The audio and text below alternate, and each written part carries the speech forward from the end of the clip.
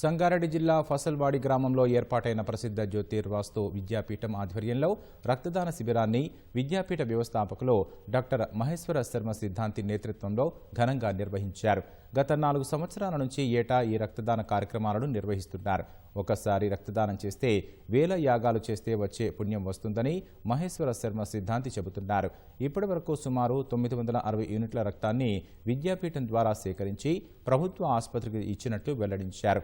రక్తం ఇవ్వడం ద్వారా నూతన రక్తం మళ్లీ ఉత్పత్తి అవుతుందని బాలాజీ ఆసుపత్రి ఎండీ డాక్టర్ శ్రీధర్ తెలిపారు.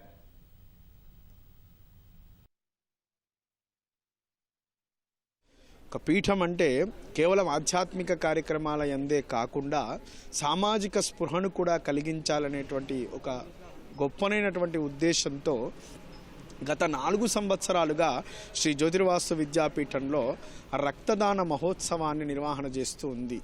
ఒక వైదిక పద్ధతిలో రక్తదానాన్ని కూడా ఏదో రావటం రక్తం తీసుకోవటం పూర్తి చేస్తూ ఉన్నారు ఈ రోజులలో.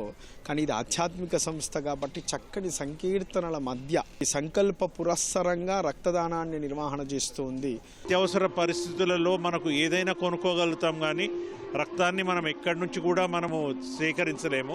అదే స్వామి గారు ఎప్పుడు చెప్తుంటారు, సేవే ముక్తికి సోపానం అని.